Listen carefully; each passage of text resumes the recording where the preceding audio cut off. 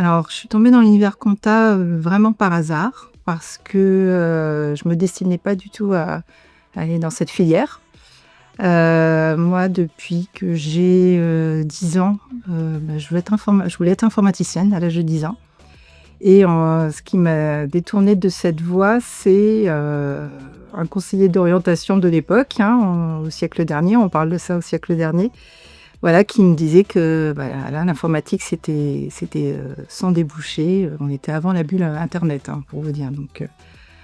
Donc à partir de là, mon parcours, je savais pas trop ce que ça allait donner, donc j'ai passé, mon bac, scientifique, comme j'ai pu et derrière, bah, je ne savais pas trop quoi faire et voilà, on m'a dit: «Bah, si tu aimes bien les chiffres, bah, va vers la compta». Voilà, donc j'ai commencé, mon parcours post-bac, sur un DUT, GEA, où là j'ai eu, un prof de compta qui était un professionnel, voilà, qui a été assez impressionnant, mais pour autant, moi je voulais faire des études courtes et je voulais m'arrêter après le DUT et ben, en faisant les stages pratiques de l'époque, hein, je crois que j'avais fait un stage dans une banque et dans un service comptable. En fait, je me suis rendu compte qu'avec mon DUT, bah, je pouvais pas faire grand-chose.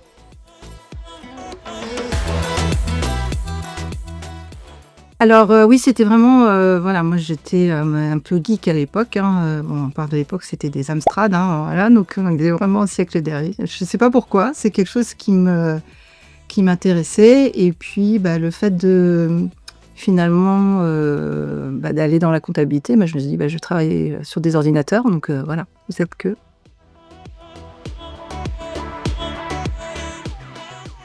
voilà, c'était une filière courte, il y avait des chiffres, il y avait, des ordinateurs, enfin du travail voilà, à l'époque, je m'imaginais peut-être travailler dans une banque ou, enfin voilà, mais avec un ordinateur. Ça c'était, voilà, donc ça s'est fait comme ça et bah, je me suis vite rendu compte que je n'irais pas très loin avec mon DUT donc bah, j'ai poursuivi mes études en passant, le concours pour la MSTCF, qui est, l'ancien diplôme du master CCA. Voilà, à l'époque, c'était sur 4 ans et c'est durant, en fait, ces 2 ans-là d'études où, j'ai eu un stage en cabinet d'expertise comptable qui m'a vraiment, donné la vocation pour faire le métier d'expert comptable. J'ai eu la chance, en fait, Hem, de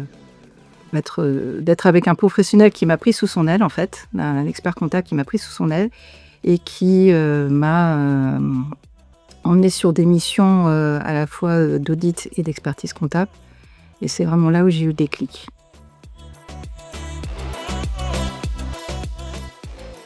Beh, justement, c'est effectivement ce qui s'est passé, c'est que durant ce stage, j'étais dans le service, expertise à la saisie. Voilà, donc c'était bien, j'étais sur un ordinateur, mais bon, il se passait pas grand-chose, hein, clairement et là où ça a été vraiment, déterminant, c'est, voilà, on m'a demandé d'aller faire de la saisie, en clientèle, chez un client, du cabinet, de l'époque et finalement, là, je me suis retrouvée dans le quotidien du client et c'est là où je me suis rendue compte que c'était hyper important, en fait, de savoir comment ça se passait, chez le client, dans son quotidien pour mieux le comprendre et cet aspect humain, on le voit vraiment en rencontrant nos clients et en allant voir comment ils sont, comment ils travaillent, en fait. Voilà. Donc ça, j'ai eu la chance durant le même stage d'avoir ça en expertise et aussi sur une mission de commissariat aux comptes où là, c'était encore plus, incroyable parce que, voilà, je me suis retrouvée, tour Montparnasse, 42e étage, dans une filiale de Samsung, je crois à l'époque, enfin je sais plus, entourée de Coréens qui ne parlaient coréen, je ne comprenais rien, puis l'anglais c'était limite, clairement et il se passait plein de trucs, je comprenais rien, c'était des opérations de fret, voilà, du fret qui partait de Shanghai pour arriver au Havre. Il fallait chiffrer les fallait chiffrer à l'époque les écarts de change qui pouvaient se générer sur des opérations commerce international. Enfin, voilà, donc c'était vraiment un univers qui était étranger pour moi. Et vraiment, je me suis dit, non, mais c'est pas possible, il faut que je comprenne ce qui se passe dans les entreprises, en fait. Voilà, pour comprendre la compta, il faut que je comprenne ce qui se passe dans les entreprises. Et voilà, donc c'était vraiment le stage de maîtrise qui m'a donné envie d'aller plus loin, d'aller pousser vers le DEC derrière. J'ai cherché, donc à l'issue de ma TCF, j'ai passé comment ça s'appelle? Le DESCF, qui est maintenant le DSCG. Donc à l'époque, on pouvait passer en 3 mois pour pouvoir rembrayer sur la filière. Et derrière, oui, j'ai cherché un cabinet qui pouvait me convenir pour faire mon stage d'expertise comptable. Et donc je suis allée donc chez un confrère qui était enseignant, un de mes enseignants quand j'étais en maîtrise. Et j'ai fait ce choix parce que il travaillait dans une petite structure. Et du coup, j'étais un petit peu son bras droit. Et je savais que j'allais avoir plein de choses avec lui sur les missions qu'il allait me confier. Voilà. Donc d'être au plus près d'un expert comptable, ça a été très formateur pour moi. Et pour le coup, on a aussi beaucoup voyagé puisqu'il avait des missions sur toute la France. Donc j'ai pu voir un peu du pays.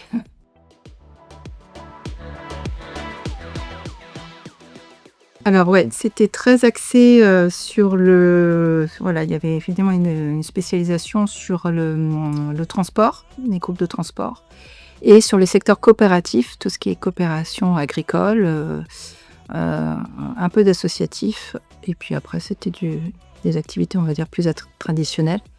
Et j'ai fait beaucoup plus de commissariat aux comptes que d'expertise dans ce cabinet, et pour autant, j'ai passé mon diplôme d'expertise en n'ayant fait que de l'audit. Voilà. Donc voilà, j'ai obtenu mon diplôme quand même.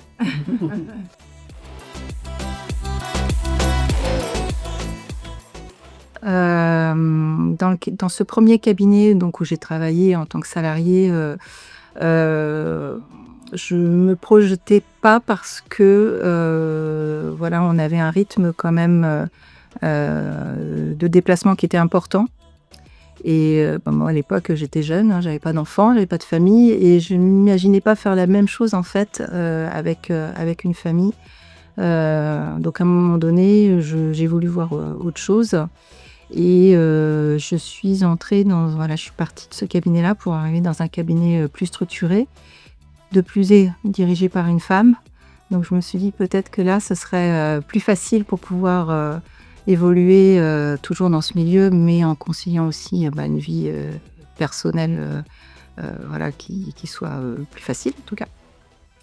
Et voilà, donc je suis passée par ce cabinet-là qui était beaucoup plus structuré, beaucoup plus gros, où là j'étais dans un comité de direction. Et il y avait vraiment plusieurs services. Voilà, et ce cabinet a beaucoup évolué. Voilà. Voilà, donc moi ça m'a amené aussi à évoluer dans ce que je voulais par rapport à la taille du cabinet, la taille de cabinet dans lequel je souhaitais travailler. Et c'était devenu trop gros en fait pour moi, pour m'épanouir voilà, sereinement. Et donc j'ai cherché un autre cabinet. Voilà, à un moment donné, je suis restée 8 ans dans ce deuxième cabinet. J'ai fait 9 ans dans le premier, 9 ans dans le deuxième. Voilà, il y a des tranches comme ça. Et je me suis dit, maintenant, je vais retourner dans un cabinet qui soit un peu plus, un peu plus petit en tout cas, voilà, parce que là, ça commence à devenir trop gros. Et je m'y retrouvais plus en fait. Et en essayant de chercher un autre cabinet, je me suis rendu compte que je ne trouvais pas de chaussures à mon pied. Et c'est là en fait qu'est venue l'idée de créer, tout simplement, de faire un cabinet à mon image. Voilà, ça fait maintenant 6 ans et voilà, j'attends peut-être 9 ans pour savoir si je fais autre chose, puisque je suis sur des cycles de 9 ans. Mais voilà, pour l'instant, ça s'est fait comme ça, avec le temps.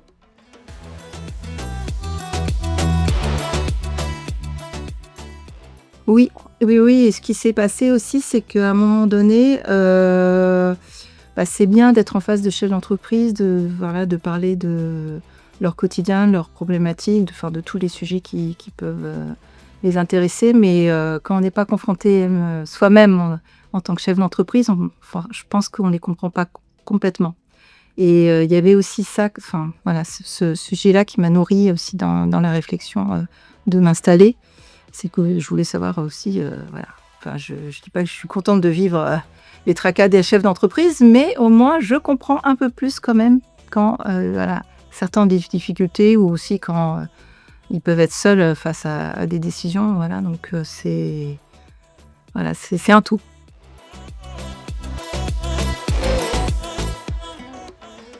Alors c'est vrai que moi dans ma vision, j'avais pas prévu, de m'installer. Je m'étais toujours dit que je travaillerais dans un cabinet, soit en tant qu'associé, soit en tant que salarié. Enfin voilà, j'avais pas c'était pas un sujet en fait pour moi.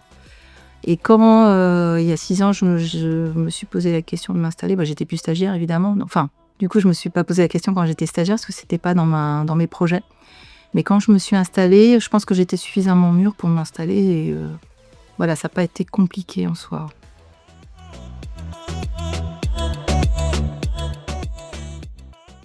Oui, alors en fait, donc moi j'ai une casquette, commissariat aux comptes, voilà que j'ai conservée donc j'en fais pas mal. Et quand je me suis moi installée quand j'ai créé mon cabinet en fait, j'étais pas trop partie dans l'idée de faire de l'expertise, en tout cas dans les missions traditionnelles.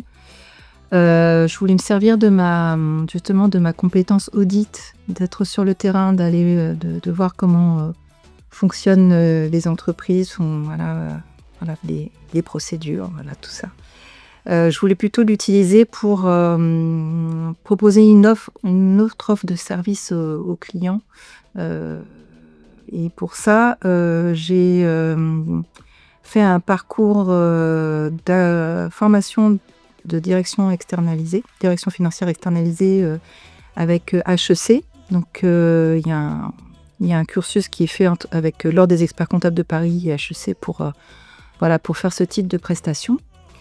Et ce sont des missions que j'ai développées quand j'ai créé mon cabinet et qui me tiennent à cœur puisque, on va plus loin dans le rôle de conseil, aux dirigeants. On intervient vraiment pour, l'amélioration de la performance de leur entreprise. Donc, je trouve qu'on est encore plus acteur que, lorsqu'on fait, voilà de l'expertise comptable dans ces missions traditionnelles, même si le conseil est évidemment primordial.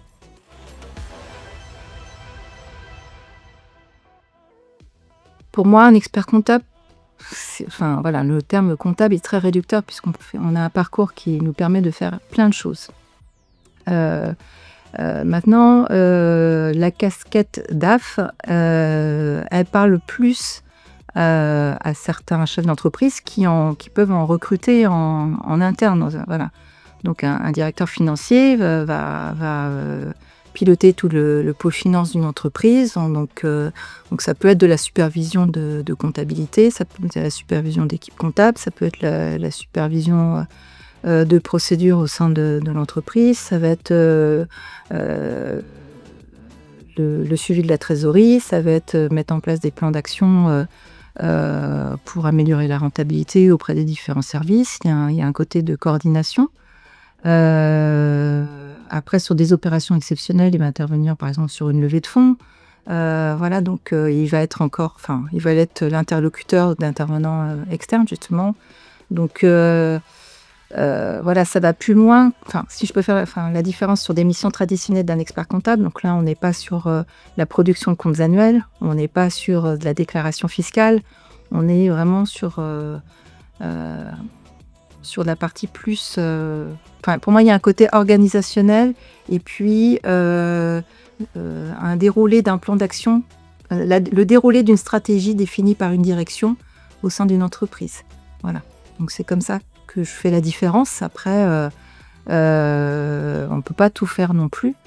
Moi, les missions de DAF externalisées sur lesquelles j'ai pu intervenir, ça a été par exemple pour une grosse structure associative qui devait financer un bien immobilier d'une certaine importance, hein, on était sur plusieurs millions d'euros.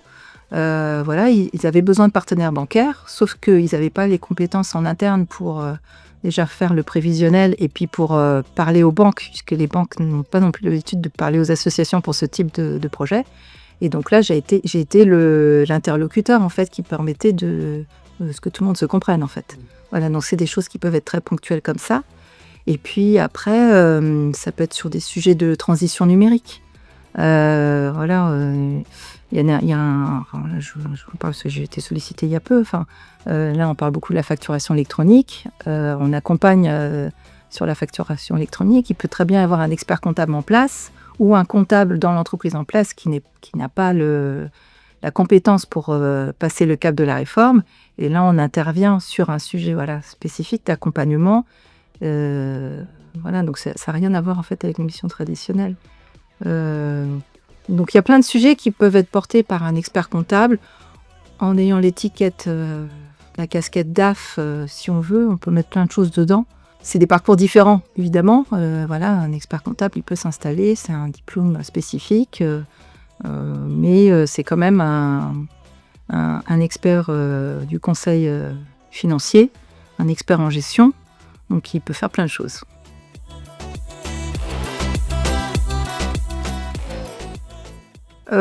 C'est très large, même si dans la répartition de notre clientèle, on est quand même, je dirais, il y a un bon 40% de secteur associatif. Voilà. Où c'est une spécificité que j'ai développée au fil des ans, donc d'accompagnement de ce type de clientèle. Mais sinon, pour le reste, j'ai pas de... Voilà, je suis ouvert à tout sujet. Mais bon, voilà, en donné, on peut pas tout faire.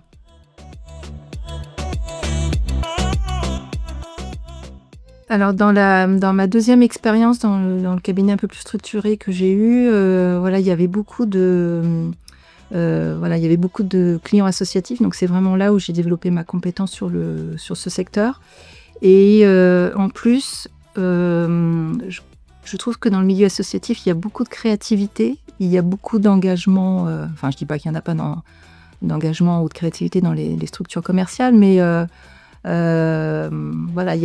a des valeurs des fois qui me parlent. Et je trouvais ça intéressant de continuer à travailler, à intervenir dans ce secteur. Et c'est aussi le bouche à oreille qui a fait que les clients dans ce secteur sont arrivés et je n'allais pas leur dire non, ça se passait bien, donc voilà.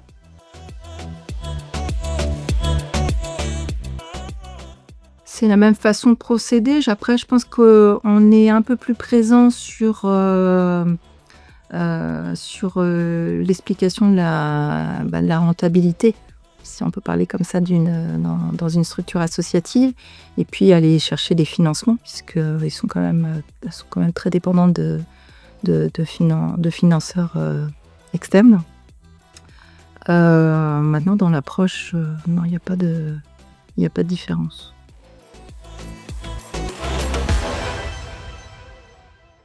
Alors, j'ai embauché, mais j'ai 2 personnes.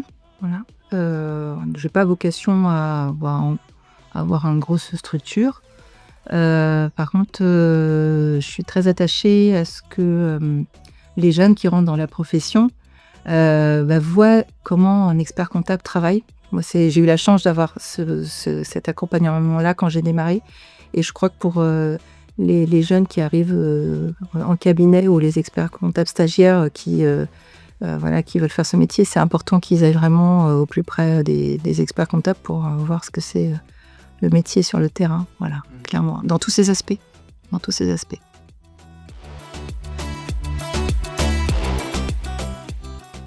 Alors, elle touche un peu à tout, effectivement. À la fois sur des missions, on a quand même des missions traditionnelles en expertise. Donc elles font la réalisation elles produisent des bilans, des comptes rendus de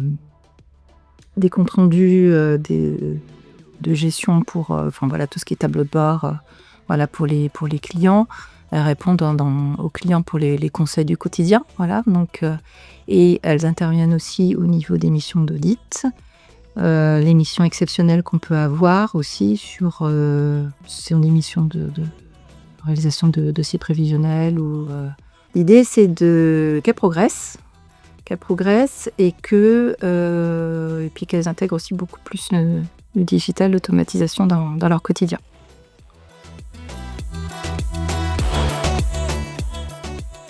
C'est pareil. Alors sur les associations, on se pose beaucoup de questions, voilà, savoir si elles sont elles rentrent dans le champ de la réforme ou pas, et si elles ont intérêt à y rentrer. Parce que des fois, vous avez des structures associatives qui ont à côté une structure commerciale. Donc la structure commerciale va passer, va rentrer dans le champ de la réforme, mais pas l'association. Donc en termes organisationnels des équipes, c'est pas forcément évident. Donc il y a peut-être intérêt à revoir l'organisation. Donc là, ça demande un accompagnement spécifique. Et puis à côté de ça, vous avez aussi des ETI. Moi, j'ai été sollicitée pour un gros groupe, mais qui sont composés d'ETI et qui ont plein de sujets de TVA, finalement, et qui en mettent tout à plat avec la réforme, qui en profitent, finalement, pour mettre tout à plat au niveau de la réforme, et puis qui vont retravailler aussi leur organisation interne, travailler surtout leur relation avec les tiers, parce que je pense qu'on ne le dit pas assez, la facturation électronique, c'est aussi une nouvelle relation commerciale avec les clients et les fournisseurs, parce qu'il faudrait éviter les litiges qui sont juste liés à des problèmes de transmission de factures, ce serait quand même bête. Donc il y a un sujet humain derrière tout ça. Et ça se... Voilà.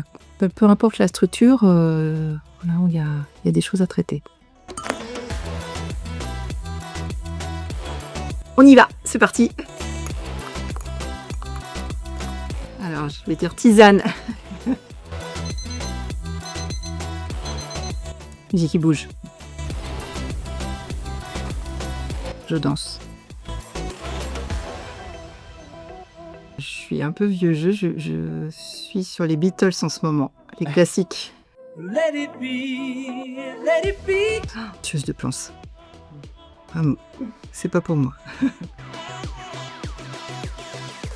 Je pense à un téléphone portable.